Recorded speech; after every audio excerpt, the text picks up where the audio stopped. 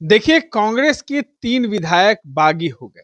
महागठबंधन का साथ नहीं दिया और एडी सिंह को राज्यसभा चुनाव के दौरान जो है वोट नहीं कर हरा दिए। और उसके बाद जो है कांग्रेस ने सो कॉज नोटिस जारी किया है। 18 तारीख को मनोज विश्वास को नोटिस मिला, 19 तारीख को मनोज विश्वास ने उसका जवाब दे दिया। अब आज वो बता रहे हैं कि हमने जवाब दे दिया है, कांग्रेस का सम्मान नहीं मिलता था, कांग्रेस को नजरअंदाज किया जाता था। इन तमाम मुद्दों पर चर्चा करने के लिए हमारे कांग्रेस के नेता आदित्य पासवान जी हैं। आपके विधायक कहते हैं कांग्रेस को सम्मान महागठबंधन में नहीं मिला, कभी प्रदेश अध्यक्ष को सम्मान नहीं किया गया। अरे ये सब झूठा है। अपनी गलती को छिपाने के लिए अब तरह तरह का बयानबाजी कर रहा है। समझ लीजिए बात को। राजेश राम, मनोज विश्वास, सुरेंद्र कुशवाहा और मनोहर सिंह, इन लोगों ने मिल करके, फैजल तो राष्ट्रीय जनता दल के हैं, इन लोगों ने चारों पांचों और राजेश राम और ये 3 एमएलए जो हैं, इसका किंग पिन पप्पू यादव। पप्पू यादव किस खेल में है? तो मनोज विश्वास से पूछिए जाकर के कि टिकट कैसे मिला, कौन दिलाया टिकट, पूछिए। ये पप्पू यादव के अगुवाई में इनको टिकट मिला। ये गेम जो रचा हुआ है महागठबंधन को कमजोर करने के लिए, फिर से एक बार पप्पू यादव ने रचा है। और राजेश राम जी भी, उनकी बराबरी की हिस्सेदारी है मनोज, सत्येंद्र कुशवाहा और मनोहर सिंह के साथ, बराबर की हिस्सेदारी है। ये सब करोड़ों रुपया ले लिया, करोड़ों रुपया लेकर के राहुल गांधी जी की छवि को धूमिल कराने का काम किया है। एक कह रहे हैं कि हम उनका मजबूत करने का काम कर रहे हैं। कैसे, पूछिए ना, कैसे कैसे? पूरा बिहार भ्रमण करेंगे। कौन विधायक जी कह रहे थे पूरा बिहार घूमेंगे, कांग्रेस को मजबूत करेंगे 29 और 30 में। कौन घूमेगा? पूरा कांग्रेस। तो कांग्रेस बिल्कुल घूमेगा, बिल्कुल। ऐसे कांग्रेसी मैं भी घूमा और घूम रहा हूं। कल भी देखिए, मैं गया, दलित समाज की बेटी के साथ लोक जनशक्ति पार्टी के विधायक ने पीडीएस का लाइसेंस कैंसिल कराया। कौन विधायक? संजय सिंह। मैं गया कल पीड़िता के यहाँ, मारपीट उसके यहाँ किया गया था, SC/ST का केस भी ठीक से नहीं इंस्टीट्यूट हुआ था, सारी धाराओं को मैंने बदलवाया है और उसका पीडीएस का लाइसेंस भी वापस रीइंस्टेट कराएंगे। तो घूमिए ना, तो घूमना चाहिए, कौन मना कर रहा है घूमने से? तो ये घूमने से वोट नहीं देने का कौन कनेक्शन है मनोज विश्वास जी? कौन कनेक्शन है? कैसे आप मजबूत कर रहे हैं? एक तो महागठबंधन हारा, उसमें कांग्रेस कैसे मजबूत हुई? बिहार विधानसभा चुनाव में इसी राजेश राम की अध्यक्षता में पप्पू यादव साथ में था, महागठबंधन के इन लोगों ने साजिश करके चुनाव में शर्मनाक हार करवाया। आप कह दीजिए राजेश राम को, कह दें वो भी कि हम तो पार्टी को मजबूत करने में लगे हुए थे, ये हार के पीछे जीत छुपी हुई है। राजेश राम कह सकते हैं इस हिसाब से। तो अगर मनोज विश्वास ये कह रहे हैं कि हम पार्टी को मजबूत कर रहे हैं, तो उनसे पूछिए कि इसमें पार्टी कैसे मजबूत हुई और राजेश राम को क्या सम्मान नहीं मिला। पप्पू यादव को आप टारगेट तो नहीं कर रहे? पप्पू यादव कहते हैं कि हम कांग्रेस को मजबूत करने आए हैं बिहार में। पप्पू यादव जी ने लालगंज में एक राजा कुमार नाम के लड़के को टिकट दिलवाया। देखे थे पप्पू यादव वहां लालगंज में, भीड़ था, कैसे रो रहे थे, पूरा बिहार पूरे देश ने देखा। और वो नॉमिनेशन के बाद वो ऐसा गायब हुआ कि गधा के सर पर से सींग। ऐसे ऐसे कैंडिडेटों को पप्पू यादव ने टिकट दिलवाया है। बनमनखी में जिसको टिकट दिलाया बुरी तरह से हार, पूर्णिया सदर में जिसको टिकट दिलाया उसकी बुरी तरह से हार। तो एक जगह नहीं, साजिश करके इन लोगों ने बिहार कांग्रेस की हार करवाई है और महागठबंधन को कमजोर करने का काम किया है। और इन लोगों ने पैसा लेकर के करोड़ों रुपयों का हेरा फेरी हुआ है।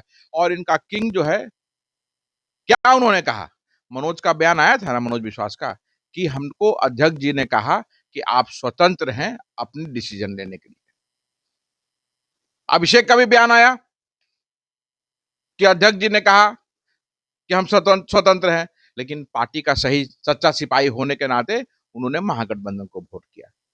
तो आप पार्टी के अगर सच्चा सिपाही हैं तो अध्यक्ष के ना चाहते हुए भी आप पार्टी लाइन से अलग नहीं जाते। जनता दल यूनाइटेड से आया हुआ आदमी आयात करके जिसको टिकट दिया हो, उससे क्या एक्सपेक्ट कीजिए कि वो कैसे वफादार होगा पार्टी का? तो इन लोगों ने अपना दिखा दिया रंग और महागठबंधन की हार कराई। पप्पू यादव क्या कांग्रेस के कंधे पे बंदूक रखकर राजद से हमला कर रहे हैं? बिल्कुल, बिल्कुल ये साजिश है, मौका मिल गया ना, उसका एमएलए जीत गया जिसको टिकट दिलाया, अब वो खिलाया, महागठबंधन को कमजोर करने के लिए उसने अपना काम किया। तो ये तो क्लियर है, इसमें कहीं से कोई डाउट नहीं है, कहीं से कोई, बिल्कुल क्रिस्टल क्लियर है कि पप्पू यादव ने इसमें अपना रोल अदा किया। महागठबंधन की हार में पप्पू यादव का बहुत बड़ा हाथ है। राजेश राम, मुझे बोलने की जरूरत क्या है, अभिषेक रंजन ने उसको क्लियर किया, मनोज विश्वास ने क्लियर किया कि आप स्वतंत्र हैं अपना डिसीजन लेने के लिए। अध्यक्ष ये कैसा बोलेगा?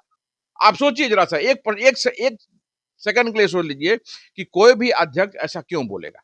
अध्यक्ष का तो काम था सबको एक सूत्र में रख करके और ये सुनिश्चित करना और कराना कि उनका जो 6 वोट है, 6 में से 6 वोट जो है एडी सिंह जी को जाए।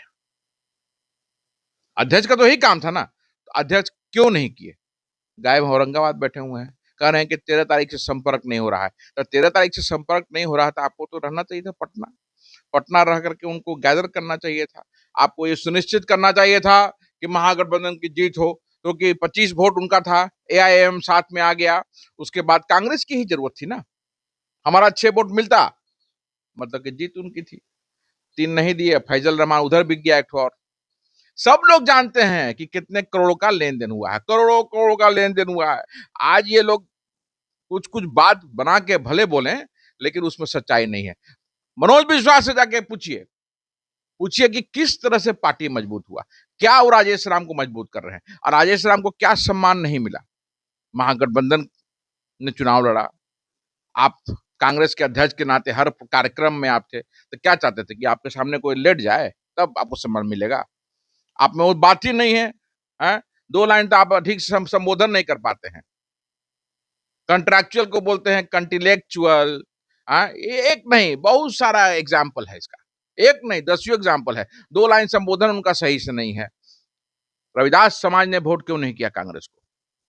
राजेश राम जिस समाज से आते हैं, मैं पूछना चाहता हूं कि क्यों रविदास समाज ने वोट नहीं दिया? पूछिए उनसे ना, क्या कारण है, क्यों इतने शर्मनाक है हार हुई? 5.5% करीब रविदास समाज का वोट है, कितना ले आए राजेश राम? ये तो बताना चाहिए ना, ये तो जवाब देना चाहिए उनको। तो कहेंगे कि मैं नोटिस नहीं लेता हूं इन बात का। अरे आपके नोटिस नहीं लेने से सच्चाई नहीं बदलेगा अध्यक्ष जी। आपको भी तो निष्कासित कर दिया गया है अरे ये निष्कासन फर्जी है ना, और अभी भी जो कपिल देव यादव का अगर लेटर गया होगा तो वो फर्जी होगा, क्योंकि जब तक अनुशासन समिति तरीके से नहीं बनेगी तो ये सब आई वॉश है, मीडिया में दिखाने के लिए आई वॉश होगा। ये दिल्ली से फिर आएगा लेटर इनका, अगर निष्कासन का होगा तो ये दिल्ली से आएगा। यहाँ का जो अनुशासन समिति है वो ढंग से बना ही नहीं है जब तक संगठन महासचिव जी का अनुमोदन नहीं होगा। केंद्रीय अनुशासन समिति के अध्यक्ष तारिक साहब है, खाना पूर्ति किया जा रहा है कांग्रेस। तो और क्या कर रहा है? दिखाने के लिए मीडिया में, आप लोग को दिखाने के लिए कि शो कॉज किए हैं, ये सब कुछ नहीं है। इनका सदस्यता अगर रद्द करना होगा तो आप देखिएगा चिट्ठी जो इशू होगा वो दिल्ली से यस होके आएगा, तब यहाँ से चिट्ठी इशू होगा। चलिए देखिए, बड़ा खुलासा, सरदार है, झूठों का सरदार है ये लोग, बड़ा खुलासा कर रहे हैं। कांग्रेस के नेता हैं आदित्य पासवान। देखिए जो लेटर जारी हुआ है, सो कॉज लेटर, जो वो फर्जी है बता रहे हैं, और कहीं ना कहीं तमाम चीजों पर अपनी राय रख रहे थे। इस तरह के तमाम अपडेट्स के लिए बोल रहा हूँ, मैं फर्जी इसलिए बोल रहा हूँ कि जो हम लोग लोकतांत्रिक तरीके से अपनी बातों को रख रहे थे, तो इसी तरह से कपिल देव यादव का लेटर आया था, ठीक है? तो अनुशासन समिति ही फर्जी तरीके से बना हुआ है, तो उसका महत्व क्या होगा? और आज फिर कपिल देव यादव का बन रहा है, तो है वो फर्जी है ना वो। सुन रहे थे। इस तरह की तमाम अपडेट्स के लिए बने रहे इनसाइडर लाइव के साथ। धन्यवाद।